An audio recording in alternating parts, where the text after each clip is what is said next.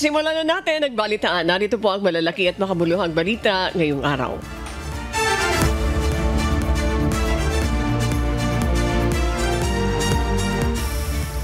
Wala na sa protective custody ng House of Representatives si JP Mendoza, ang dismissed DPWH engineer na humarap sa pagdinig ng House Infrastructure Committee o INFRACOM as of September 12, 2025.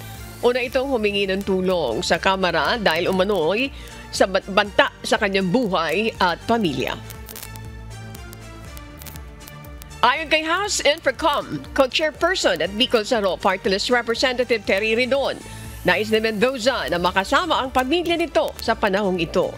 Sina Mendoza at Bryce Hernandez, isa pang dismissed DPWH engineer, ang nag-uugnay kina Senator Jinggoy Estrada at Senator Joel Villanueva sa anomalya sa flood control project sa Bulacan. Umaasa naman si Congressman Ridon na dadalo pa rin sa pagdinig ng Joint House Panels si Mendoza. Hataw Balita ngayon! Naka-red alert status ang Armed Forces of the Philippines o AFP dahil sa mga protesta kaugnay ng umano'y korupsyon sa mga flood control projects. Sa isang panayam, sinabi ni AFP spokesperson Colonel Francel Margaret Padilla na naka-standby ang lahat ng kanilang unit para sumuporta sa Philippine National Police o PNP. Ang PNP ang may mandato na panatilihin ang peace and order sa mga malawakang protesta. Hataw Balita ngayon! Kumalat sa social media nitong weekend ang balita na nakalikom na ang bilang para maging tagapangulo ng Senado sa Senate Minority Leader Alan Peter Cayetano na nagsasabing isa na naman itong regodon sa Senado. Sa Facebook page ng nagpakilalang Digital News Network na nakabase sa Davao City at Pagadian City, inihayag nito na galing umano ang ulat sa kanilang reliable source. Agad namang naglabas ng pahayag dito ang Senate President Pro Tempore, Panfilo Lacson, upang pabulaanan ng posts na nagsasabing may pagbabago na naman sa pamunuan ng Senado. Ayon kay Senator Ping Lacson, peke ito at may intensyon na manlinlang at manglito. Hataw Balita ngayon!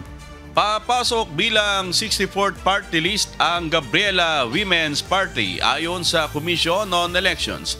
Kasunod dito ng anunsyo ng poll body na nagkaroon ng adjustment sa ipoproklamang party list mula sa midterm elections noong Mayo upang maabot ang tamang percentage na kinakailangan sa mababang kapulungan ng Kongreso. Si former Kabataan Party List Representative Sara Elago ang uupo bilang first nominee ng Gabriela. Ayon kay COMELEC Chairman George Erwin Garcia, posibleng sa Miyerkules ay magkaroon na ng formalidad ang kanilang proklamasyon. Hataw Balita ngayon! May kakulangan ng paraan sa quality control ng mga ginagawang project ang Department of Public Works and Highways batay sa observation ni Secretary Vince Dizon. Gaya na lamang ng noong flood control project sa bayan ng Manahuan, Oriental Mindoro, kung saan nang sukatin ang inilagay na sheet pile, imbes na 12 meters ay 3 meters lang ang nakitang nakabaon.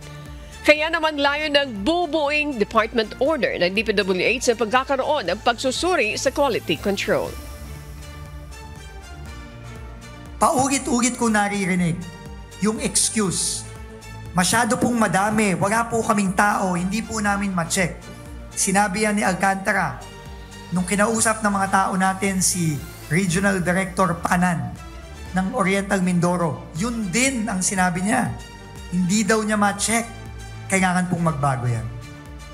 Hataw Balita ngayon! Samantala, iginit ng Office of the Vice President na hindi totoo ang mga ulat na sinabotahe o hindi nila sinipot ang budget hearing sa Kamara noong nakarang Biyernes. Ayon sa tanggapan ng pangalawang Pangulo, handa silang humarap noong Biyernes, September 12 sa House Committee on Appropriations Ngunit anila, ang House of Representatives mismo ang tumanggi na tanggapin ng kanilang delegasyon. Tinukoy ng OBP na tinanggihan ng Kamara ang kanilang delegasyon na pinamumunuan ng isang Assistant Secretary. Kaugnay nito, naglabas ang opisina ni Vice President Sara Duterte ng screenshot ng umano'y palitan na mensahe ng Vice Presidente at ni House Committee on Appropriations Vice Chairperson at Palawan 2nd District Representative Jose Alvarez na siyang sponsor ng budget para sa OBP. Makikita sa mensahe na 10:07 ng umaga noong September 12 na sinabi ng sender na isang undersecretary ang dapat dumalo upang ipagtanggol ang budget ng OBP at ipinaalam na kailangan nilang ipagpaliban ang briefing until further notice.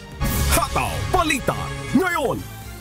Tiniyak ng Sandatahang Lakas ng Pilipinas na hindi nila iiwan ang Baho de Masinloc.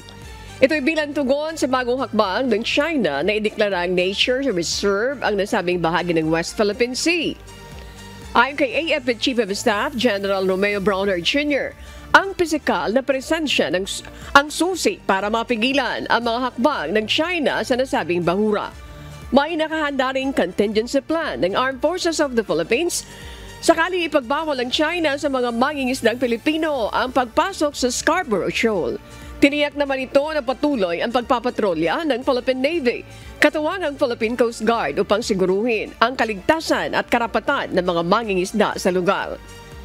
Muling binigyan din ni Brawner na labag sa international law ang ginagawang pagdeklara ng China dahil nasa loob ito ng 200 nautical miles Exclusive Economic Zone o EEZ ng Pilipinas. Yes, meron po tayong mga contingency plans at ang pinaka-strategy po natin talaga is dapat hindi natin iwan yung West Philippine Sea because the name of the game is presence, physical presence. Kung sino po yung nandyan, siya ang may control ng area. Kaya hindi po natin iiwan ang West Philippine Sea. Hataw Balita ngayon. Natapos na kahapon ang 2025 bar examinations na isinagawa sa 14 na local testing centers sa iba't ibang lugar kasama na sa Visayas at Mindanao. Umabot naman sa mahigit 11,000 ang kumuha ng pagsusulit ngayong taon. Ayon sa Supreme Court, nakatakdang ilabas ang resulta ng bar exam sa Enero ng susunod na taon habang isasagawa naman ang oath-taking ng mga bagong abogado sa Pebrero 2026. Hataw Balita ngayon.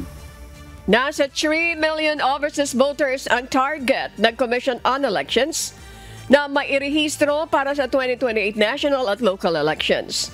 Ayon kay COMELEC Chairman George Erwin Garcia, mahalaga ang botohan sa 2028 dahil dito muli maghahalal ng Vice Presidente, Presidente at Vice Presidente, gayon din ang iba pang posisyon. Sa December 1 ngayong taon, muling magbubukas ang overseas voter registration at tatagal ito hanggang sa September 30, 2027. Hataw Balita ngayon. Magsasagawa ng nationwide na transport strike ang grupong Piston sa September 18, araw ng Huwebes. Ayon sa grupo, kaugnay ito ng mga umano'y nangyayaring korupsyon sa gobyerno. Kaya hindi umano tinatanggal ng pamahalaan ang value-added tax o VAT at excise tax sa langis ay dahil mababawasan ang pondo ng flood control projects. Bukod sa September 18 na tigil pasada sa buong bansa, sa September 21 magkakaroon naman ng programa ang grupo sa Luneta. Hataw Balita ngayon. Suspendido ang klase sa ilang mga bayan sa Calabar Zone at Camarines Norte ngayong araw, September 15, dahil sa masamang lagay ng panahon.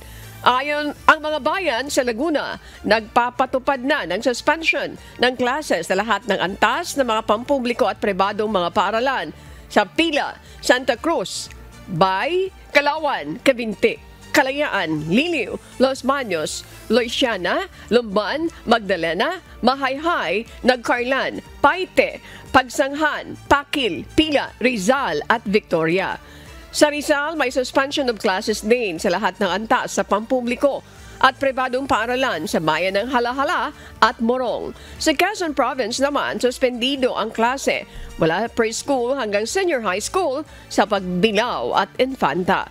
Habang wala namang klase sa lahat ng anta sa Mauban at General Luna, suspendido rin ang klase sa lahat ng anta sa pampubliko at pribadong paaralan sa bayan ng Kapalonga sa Camarines Norte.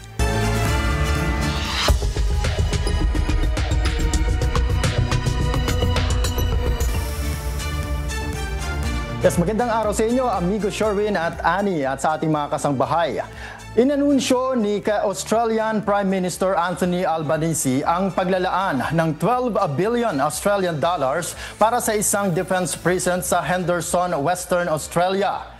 Layunin nitong tiyakin ang pagiging handa ng Australia sa pagdating ng unang Virginia-class submarine sa bansa sa susunod na dekada na siya namang nakapaloob sa AUKUS Agreement.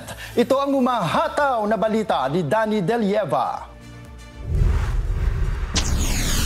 Naglaan ang Australian government ng paunang pondo na nagkakahalaga ng 12 billion Australian dollars sa pagtatayo ng Henderson Defence Precinct sa Western Australia. Batay sa independent planning, posibleng umabot sa 25 billion Australian dollars ang kakailanganin upang ganap na mabuo ang defense precinct. Isa sa inaasahang makamit mula sa down payment ay ang construction ng surface vessels para sa Australian Defence Force o ADF. Una na rito ang landing craft ng Royal Australian Army. Bukod dito, gagawa rin ang mga pasilidad bilang suporta sa sustainment ng surface combatant vessels ng bansa, contingency docking capabilities para sa nuclear-powered submarines na tatanggapin ng bansa sa hinaharap at depot-level maintenance. Ayon kay Prime Minister Anthony Albanese, palalakasin ng hakbang ang kakayahan ng depensa ng bansa. Inaasahang magdudulot din ito ng mahigit sa 10,000 trabaho at magpapalakas sa industriya sa Western Australia, maliban pa sa pagbibigay halaga sa mga defense personnel ng bansa. Danny Delieva, humahataw sa balita ngayon. Kauna-unahang bansa sa Pasipiko ang Solomon Islands na nagpasa ng batas na magtatanggal ng buwis sa mga period products ng mga kababaihan. Ang hakbang na ito ay naging isang malaking marka sa bansa upang isulong pa ang ibang batas hinggil sa paglaban sa kahirapan. Ito ang humahataw na balita ni Early Briones. Isang makasaysayang tagumpay ang naabot ng 5 kabataang Solomon Islanders sa pangunguna ng Project Period Tax Reform o PTR matapos maisabatas ang pag-aalis ng buwis sa lahat ng period products sa bansa. Pinangunahan ito ni Mary Elizabeth Ramosea, Hika Joseph, Catherine Chan, Joel Pangalasuu at Gladys Bartlett.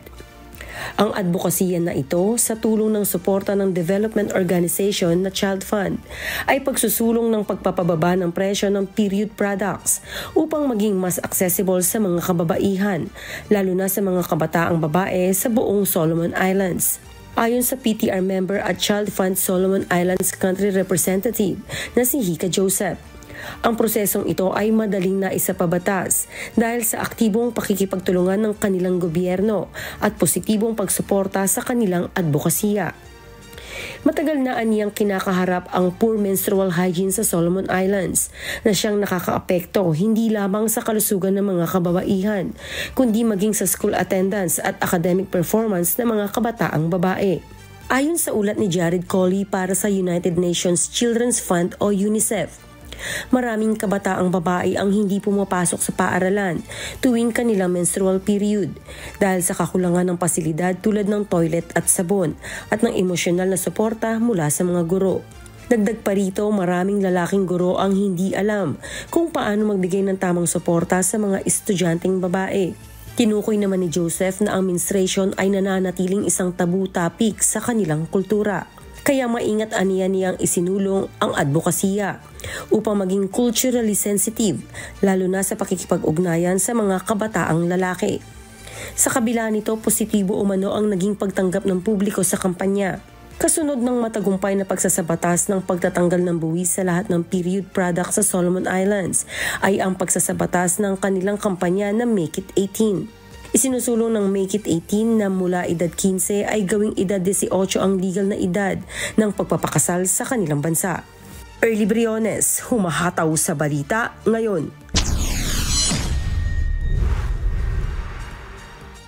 Hindi na itutuloy ng bagong French Prime Minister na si Sébastien Lecornu ang naging panukala ng kanyang pinalitang leader na pag-aalis ng dalawang public holiday ng France. Ito ang umahataw na balita ni James Hilario. Inanunsyo ni Prime Minister Sébastien Lecornu na hindi na nito itutuloy ang pagsasakatuparan ng panukala ng kanyang sinundang leader na alisin ang dalawang public holidays bilang bahagi ng hakbang sa pagbabawas ng budget deficit. Ginawa ni Lecornu ang naturang hakbang sa kanyang unang linggo bilang bagong punong ministro ng France. Bunsod ito ng balitang ibinaba ng Fitch Ratings ang sovereign credit score ng France sa A+ noong Setyembre 12. Agad ding kumilos si Lecornu upang bumuo ng gabinete at magbalangkas ng pambansang budget para sa taong 2026 na kailangang makalusot sa parliament na ngayon ay nagkakaroon ng pagkakahati sa pananaw. Nangako si Lecornu na maghahanap ng creative ways upang makipagtulungan sa mga katunggali at maipasa ang panukalang budget na layong bawasan ng utang ng bansa. Sa kanyang unang panayam bilang punong ministro, nanawagan si Lecornu ng modern, frank and high-level parliamentary discussion sa mga leader ng Socialist Party, Ecologist at Communist Party upang isulong ang istabilidad ng bansa. Si Lecornu ay itinalaga ni Pangulong Emmanuel Macron upang bumuo ng bagong pamahalaan matapos mapatalsik si François Bayrou sa confidence vote ng mga mambabatas dahil sa kontrobersyal na panukalang 44 billion euro budget cut. James Hilario, humahataw sa balita ngayon.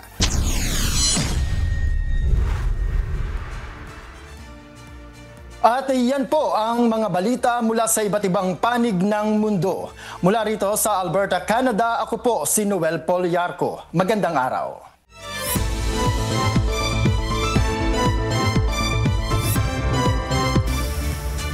Pitumpung senior citizen sa Soc-Sargen ang tumanggap ng kabuang 700,000 peso cash gift sa ilalim ng Expanded Centenarians Act o ECA. Ginanap ang pamamahagi kasabay ng ika-68 kaarawan ni Pangulong Ferdinand Marcos Jr. Ang bawat senior citizen ay nakatanggap ng tig 10,000 pesos. Isa sa mga benepisyaryo si Ganay Mendal Bongon, 86 mula sa Lake Cebu. Nagbigay din ang ahensya ng libreng health check-up at dental kit sa mga benepisyaryo. Nangako ang local government unit ng Lake Cebu na tataasan ang pondo para sa mga senior citizen upang mapatupad ang mas maraming programa at serbisyo bilang pagpapahalaga sa kanilang kontribusyon sa komunidad. Hataw Balita ngayon. Nagtulong-tulong ang ilang sangay ng lokal na pamahalang Davao sa pagsasagawa ng road clearing at cleaning operation sa ilang lugar sa lungsod kahapon. Kabilang na ang City Engineer's Office, City Environment and Natural Resources Office o SENRO, City Disaster Risk Reduction and Management Office o CDRRMO, Public Safety and Security Office at Ancillary Services Unit. Ito ay matapos umapaw ang tubig at bahain ang ilang lugar sa Davao bunsod ng malakas na ulan noong Sabado. Umabot kasi sa Code Red o Critical Level ang Talomo River sa barangay Tugbok at Talomo proper. Habang Code Yellow o Alert Level naman ang Matina River na malapit naman sa barangay Matina, Biao at Matina Crossing. Wala namang naiulat na nasaktan sa insidente. Hataw Balita ngayon. Na-recover ng 48th Infantry Battalion, Philippine Army ang mga improvised explosive devices o IEDs matapos itong isawalat ng sumukong New People's Army o NPA sa Butuan City. Na-recover ang 35 kilong ammonium nitrate, 4 na blasting caps na may detonating cords at 24 metro na electric wire na inimbak umano ng rebeldeng grupo malapit sa isang komunidad sa barangay Bugsukan sa Butuan City. Ang mga IED na ito ay kaya umano magdulot ng pinsala sa loob ng 50-meter radius at isang malaking banta sa mga residente. Binigyang diin ng 48IB na ang pag-iimbak at paggamit ng landmines ay paglabag sa Ottawa Convention at sa Republic Act 9851 na nagbabawal ng mga krimeng labag sa international humanitarian law. Hataw Balita Ngayon. Viral sa social media ang video na isang menor de edad sa Davao City na naninigarilyo ng hinihinalang marijuana. Sa ngayon ay nasa kustodiya na ng mga otoridad ang menor de edad. Magsasagawa naman ng investigasyon ang Davao City Police Office sa mga kaugnayan o nag-impluensya sa bata sa pagkakasangkot sa illegal na droga. Si Gladys Tuavi, humahataw! September 9 nang i-upload sa social media ang viral video ng isang minor de edad sa Davao City na humihit-hit ng hinihinalang marijuana. Nagdulot ito ng pagbabahala at pag-aalala sa publiko. Sa nakuhang impormasyon ng mga otoridad, ang nasa video ay 14 na taong gulang lamang. Grade 8 student, ngunit hindi na pumapasok at kasakasama lang ang mga kaibigan at wala na rin sa kanilang bahay bago pa man lumabas ang viral video. September 13 nang ma-rescue at ma-turn over sa Davao City Police Office Station 3 ang minor de edad kasama ang kanyang magulang. Iimbestigahan ng mga pulis ang mga posibleng may kaugnayan o nag-impluensya sa menor de edad sa pagkakasangkot sa iligal na droga. Gladys Tuabi, humahataw sa balita ngayon.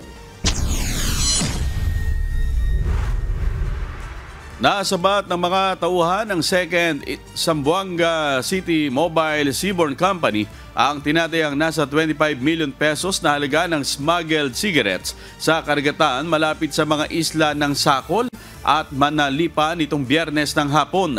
Ayon sa Zamboanga City Police Office, nagpapatrolya ang kanilang tropa ng mamataan ng isang motorboat kung saan natuklasang inabandona na ito ng mga tripulante.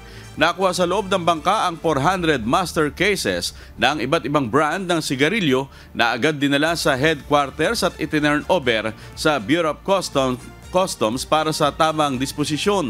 Kaugnay nito, kamakailan lamang ay nahuli rin ang 2 suspect kabilang ang isang pulis matapos ma-recover ang 16.1 million pesos na halaga ng smuggled cigarettes sa isang van sa barangay Talabaan. Hataw Balita Ngayon.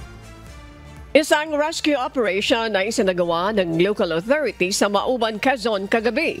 Ito ay matapos matabunan ng gumuhong lupa ang isang bahay sa sitio Aluhing, Barangay San Lorenzo, Mauban, Quezon. Bunso nito ng walang tigil na pangulan na nararanasan sa buong maghapon sa lugar dahilan ng paglambot ng lupa. Nakaranas din ng pagbaha sa ilang lugar. Gayunman, wala pang ipinapaabot na ulat ang lokal na pamahalaan kung may nasaktan sa pangyayari.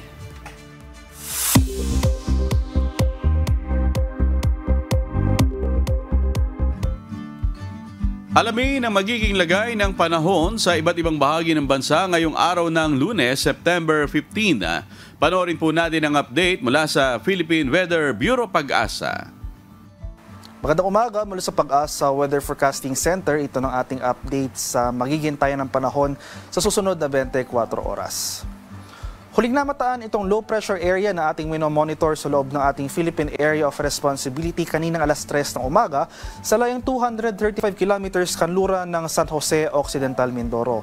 Sa ngayon, hindi natin inaasahan na magiging isang ganap na bagyo itong low pressure area na ito, pero patuloy pa rin ito magdudulot ng makulimlim na panahon sa malaking bahagi ng Luzon. Samantala, ito namang easterlies o yung hangin na nanggagaling sa dagat Pasipiko ay nakikita natin dito sa ating latest satellite images. Ito yung mga makakapal na kaulapan dito sa area ng Batanes at Babuyan Island. So over Cagayan Valley, asahan natin yung epekto ng easterlies. So makulimlim na panahon at mataas sa tsansa ng pag-ulan.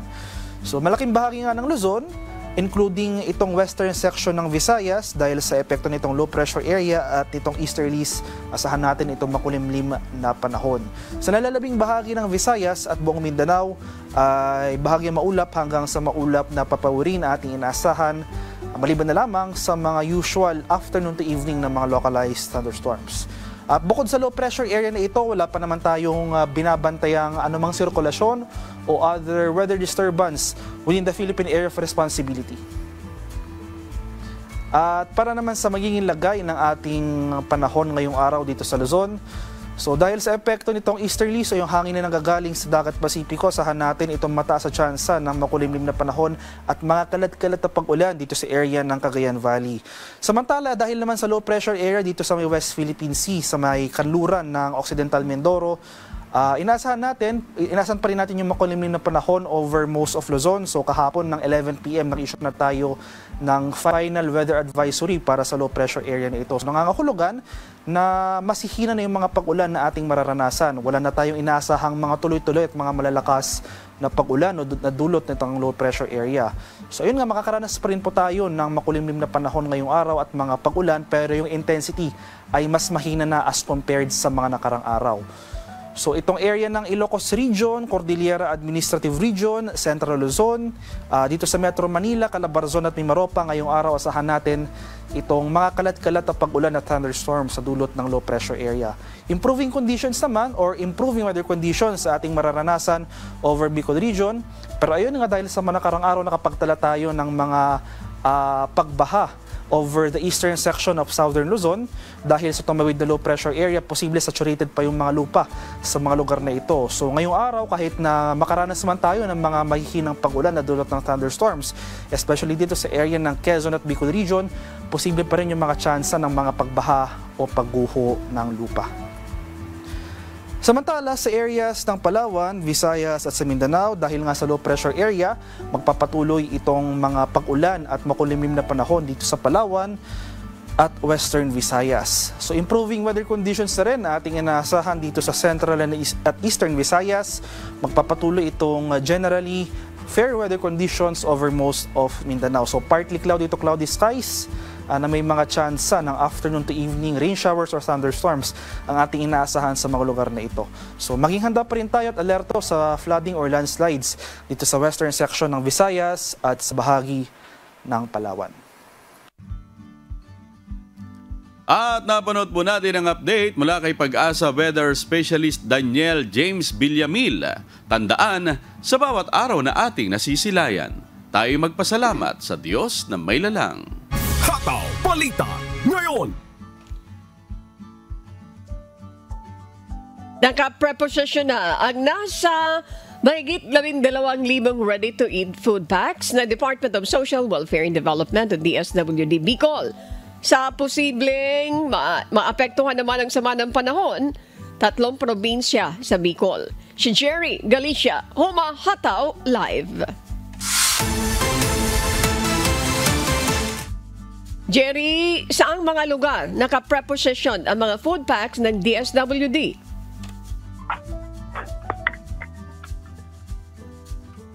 Yes, Ani, ayon sa Department of Social Welfare Development o DSWD Bicol, nakatalaga o nakalaga ang mga ready-to-eat food packs sa mga pangunahing pantalan sa mga warehouses sa buong Bicol. Para ito sa mga individual na posibleng maapektuhan sa pagtama ng panahon dito sa rehiyon. Sa tayo ng DSWD, nasa 12,667 ready-to-eat food packs ang nakapreposition na sa mga probinsya ng Albay, Masbate, Camarines Sur para sa mga maapektuhan ng sama ng panahon. Nagkakahalaga ito na nasa 9,000 o 9,939,563 pesos na nila na ahensya para sa buong rehiyon.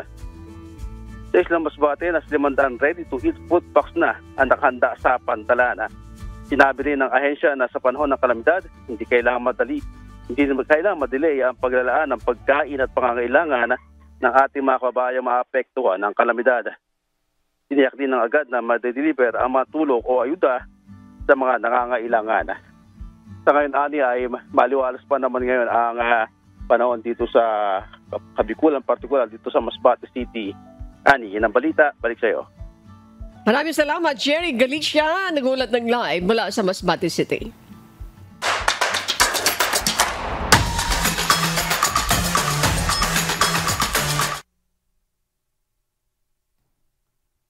Pumanaw na ang former British World Boxing Champion na si Ricky Hatton sa edad na 46. Ayon sa report ng Greater Manchester Police, natagpuan ang kanyang labi sa kanyang address sa Hyde, Northwest England nitong linggo. Hindi naman itinuturing ng pulisya na suspicious ang kanyang pagkamatay. Ilan din sa tumatak na laban ni Hatton ang laban niya kina Floyd Mayweather Jr. noong 2007 at kay pambansang kamao at 8-time Division World Champion Manny Pacquiao noong 2009. Sa Facebook post naman ni Pacquiao, nagpaabot ito ng mensahe ng pakikiramay at sinabi nitong hindi lang magaling na manlalaro si Hatton kundi isa ring matapang at mabait na tao sa labas ng ring.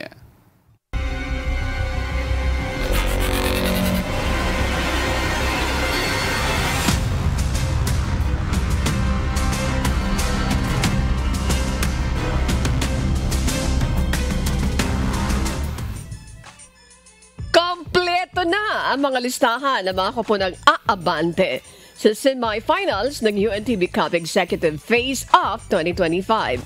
Ito ay matapos ang mga laban sa huling set ng quarterfinals.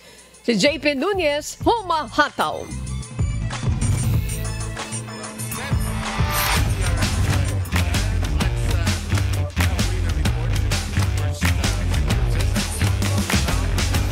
Second to the last sets of games sa quarterfinals ang bakbakan sa hardcourt sa Paco Arena sa Maynila nitong linggo. Matapos ang pagtutuos ng mga kupunan, kumpleto na ang mga papasok sa semifinals ng UNTV Cup Executive Face-Off 2025. Sa first game, do or die para sa DOJ Beacons at Ombudsman Graph Busters dahil ang kanilang pagtutuos ang magiging ticket to the semifinals. Maagang nagpakita ng determinasyon ang DOJ Beacons. Ngunit bago matapos ang unang quarter, bumida sina Attorney Ian Mateo at Attorney George Atutubo para sa Ombudsman Graph Busters na nagtala ng 12-0 run. Hawak nila ang lamang na 20-14. Sa second frame, lalong lumobo ang lamang ng Graph Busters at umabot ito ng 21 puntos bago matapos ang first half, 41-22. Hindi naman sumuko ang DOJ Beacons. Sa third quarter, pinangunahan ni Prosecutor Chester Natividad ang 11-2 run na nagbaba sa lamang ng Graph Busters. Nagtapos ang third frame sa score na 49-43. Sa last 10 minute of action ng kanilang pagtutuos, ibinuhos na ng mga manlalaro ang kanilang puwersa para makuha ang ticket sa semifinals. Mula sa 9 na puntos na ibaba pa ng DOJ Beacons ang kalamangan ng Ombudsman Graph Busters sa 3 puntos mula sa kontribusyon ng back-to-back shots ni Prosecutor Ed Solidon. 3 minutes and 25 seconds remaining. Nagtabla pa ang dalawang koponan sa score na all 53 matapos maipasok ni Prosecutor Solidon ang isa sa dalawang free throw dahilan para tumawag ng timeout si Coach Danny Florano ng Ombudsman Graph Busters. With 2 minutes and 55 seconds remaining, naipasok ang under the basket ni Prosecutor Ryan Taihopon para umabante ng 1 puntos ang DOJ Beacons. 1 minute and 29 seconds remaining, naipasok naman ni Attorney Francis Palacio ang isang crucial 3-pointer para ibalik muli ang advantage ng Ombudsman Graph Busters. With 16 seconds remaining, bago matapos ang laban, isang crucial play ang plinano ni Coach Danny Florano para selyuhan na ang kanilang panalo. Isang sigaw din ang ginawa ng Ombudsman Graph Busters mula sa kanilang huddle para i-boost ang kanilang moral. Sinubukan ng DOJ Beacons na humabol pero sa kalagitnaan ng kanilang plano, isang steal ang nakuha ni Attorney Chill Benaid ng Ombudsman Graph Busters at inubos na nila ang oras. Final score, 60-56 in favor of Ombudsman Graph Busters. Best player of the game si Attorney Francis Palacio na kumamada ng 22 points, 5 rebounds, 2 assists at 3 steals. masaya pero alam namin na hindi pa dito nagtatapos yung challenge namin. So medyo kinakabahan kasi papasok kami sa semis. Hopefully, pasok na kami sa semis at mas mahirap yung mga susunod na challenges. Sana ma-overcome pa namin sila. Pero again, ilang taon na yung nakalipas since nakapasok kami sa ganitong stage. Kaya excited kami, masaya kami sa effort ng bawat isa. Samantala, wagi via forfeiture ang BJMP Greyhounds mula sa kanilang schedule kontra sa Executive Branch Commanders na nauna nang na-eliminate bago ang kanilang nakatakdang laro. Aabante sa semifinals ang AFP Cavaliers, Judiciary Magis, Ombudsman Graph Busters at BJMP Greyhounds. Laglag naman sa quarterfinals ang GSIS Furies, PNP Responders, DOJ Beacons at Executive Branch Commanders.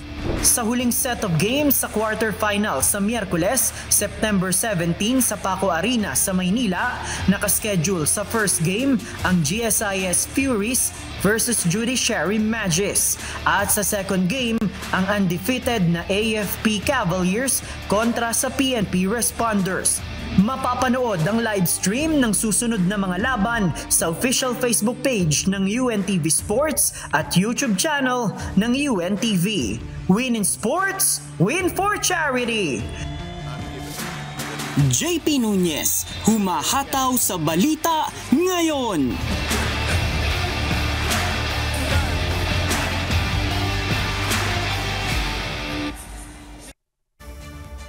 Gusto nating ipaalala, Ani, na Opo.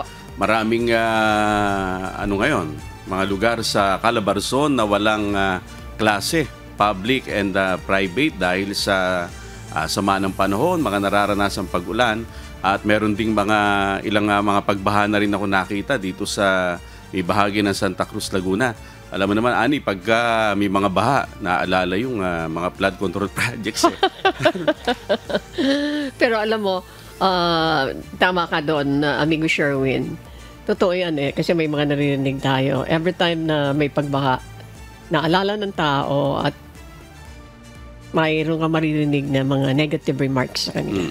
Kaya tama din yung ginagawang patuloy na pag-iimbestiga ngayon. At yan na talaga sinusubaybayan ng ating mga kababayan. At ingat-ingat sa mga motorista dahil hanggang ngayon dito sa Metro Manila, Ani, nakakaranas tayo ng mahinang pag-ulan kaya lang tuloy-tuloy maging sa amin dyan sa Laguna, partikular dyan sa Calamba. Ngayong umaga ay tutulak kami papuntang Quezon kasi mayroon pong medical mission sa isang lugar dyan po sa Quezon. At alam mo naman, ang public service sa pagbibigay ng medical mission sa iba't ibang panig ng Pilipinas at mundo ay isa sa mga proyekto ng ating Kuya Daniel Rason. Of course, katuwang ang MCGI, ito ay laging jam-pack, amigo Sherwin, dahil sa dami ng ating mga kababayan na nais pong magpagamot ng libre. So, antabay na lamang po kayo dyan. Awat tulong ng Diyos, hindi magtuloy-tuloy ang pagsama ng panahon. At ingatan kayo sa inyong paglalakbay. Kasama pa si Ate Josa? Hindi po nawawala yan. Hindi nawawala yan si Jose Ibanez. Ayan. At sa atin namang shout out. Sige, Ani, mauna ka na. Okay, babatiin ko si Sandra Rose Matabang. Happy Sabat, happy birthday si Sandra. And Alma Bugel, Nini. Ayan, from Bicol. Salamat sa imo. Alice and family. Ayan, maray na aldaw sa inyo. And of course, si Beth Gamboa, si Dick Masa ng UNTV Cup. Magandang umaga po. Ito, mga nakikinig sa atin. Marita Bismar, Ligaya Alnas, Sorongon Jr. Magandang umaga po. Rosita Nebrida, Joselito Cabazal, Ligaya Alnas, Ren Shudo. Ayan, maraming salamat po. At Virginia Mendoza, maraming salamat. Rosita Nebrida, Lily Romero, magandang umaga. Armanda Araza, Nelson Ramos, Delia Dozal, Nicole Ann Villa, Esther, Rogelio Manuel, Barbara Salva, ito, Ma'am Elena Yang, ayan, magandang umaga po from Taiwan. Ito, yung lagi mong binabati, Emma Chikahura, good morning po. Dito po ako nagbe-base sa pagbati ko. At syempre, babatiin ko, Thanos, good morning. Kasama natin si Carl. And of course, ang ngalan ni Aljan. Ayan, thank you very much. Di natin pwedeng mawala sa bati si Christian. Good morning, Christian. Kasama si Jerickson. At syempre, makakasama natin, Adet! Good morning sa iyo, Adet. O, sige. Okay. Mami Betrason, good morning po. At saka si Brad Daddy, good morning sa mami ni Attorney Ruth. And Ate Ruth Soriano, good morning. At Attorney Mel, good morning. O, sige. Oo, nakakalimutan mo si GMJ Eusebio. Ay, GM, good morning po sa inyo. Ayan. Brad Ricky Lugto, good morning po sa inyo. Ayan, o sige, mayroon ka pang babatiin, ikaw naman. Pinababati ni Wilmar Bernados Jr., si Gladys Tuwabi, happy birthday. Ay, happy birthday. Oo, ni Gladys, ayan. Happy birthday, Gladys Tuwabi. O, eto pa, eto, matagal na natin kasama to. Si George Ibardelosa. George, good morning. O, sino yung another Sabbath celebration? Oy, happy Sabbath celebration to Sis Melody Montemayor at Joan B. Montemayor ng lokal ng Kamuning, Quezon City. Tama ba? John B. Ayan. At syempre ang aking may bahay. Ako, may iniindang sakit ng katawan. Easy. Oo, kaya... Get well soon po. Papacheck up mamaya. Ang aming unika iya sa Elisea may pasok ngayon. Malungkot siya, hindi kasama ang kalamba. Sa walang pasok ngayong araw. Ayan. At shoutout din po sa ating mga taga-subaybay sa buong Pilipinas at sa iba't ibang panig ng mundo. Ganoon din po sa mga tagapakinig ng Hataw Balita ngayon sa Radyo La Verdad 1350. Gusto kong batiin ulit si Sandra Rose Matabang. Happy birthday po. Maraming salamat. Ayan, yung mga hindi pa nabati. Social Media and Traffic Division, good morning sa mga kasama natin sa News Department. Good morning po sa inyong lahat. Brad Edison Ico, magandang umaga. Sige po, final na to. Final na yan, ha? Oo, igawa yung tita Nene La Pastora ko, nanonood din yan. Good morning po. At patuloy po namin kayong inaanyayahan sa isinasagawang mass indoctrination ng MCGI. Day number 6 na po tayo, mamayang alas 7 po ng gabi sa official MCGI social media accounts. Kabilang po ang MCGI channel, ang official YouTube channel ng Members Church of God International. Patuloy din po namin kayong inaanyayahan na makiisa sa Global Prayer for Humanity tuwing Lunes hanggang Biyernes alas 9:30 ng gabi. Ito po yung nakastream ng live sa lahat ng MCGI social media accounts. Ang Global Prayer for Humanity ay bukas po sa lahat, anuman ang inyong relihiyon o lahi. Habol ko si Ate Arlene Rason. Good morning po, Ate Arlene. Magandang umaga. Ayan, Adet, yung ating mga BP, BP Noli, BP Sherry, BP Bong, and BP Joseph. Good morning po. Mga kasambahay, kung may mga storya po kayo na isbalikan sa Hataw Balita ngayon, pwede niyo po itong muling mapanood sa aming official social media account. Magtungo lamang po sa UNTV News and Rescue YouTube channel at i-click ang subscribe button. Gayon din po sa aming Facebook at TikTok accounts. Mapapanood nyo rin dito ang iba pang news programs ng UNTV, pati na po ang iba pang video na nag-iisang public service channel. Kaya tara na, subscribe, like, and share. At sa aming ibabahaging mga salita ng Diyos na ating sandigan, mula sa Kawikaan, Kapitulo 26, talatang 12. Nakikita mo ba ang taong pantas sa ganang kanyang sarili? May higit na pag-asa sa mangmang kaysa kanya.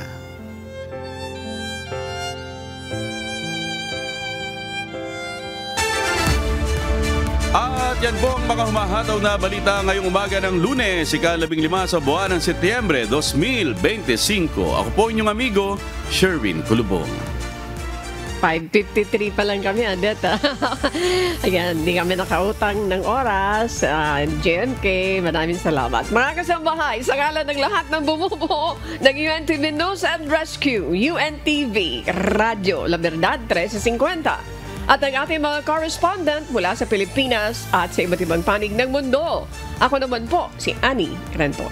At dito sa UNTV at UNTV Radyo La Verdad 1350, Diyos ang aming sandigan, serbisyo publiko ang aming pinahahalagahan. Susunod na po ang Good Morning Kuya. Salamat po sa Diyos at magandang umaga.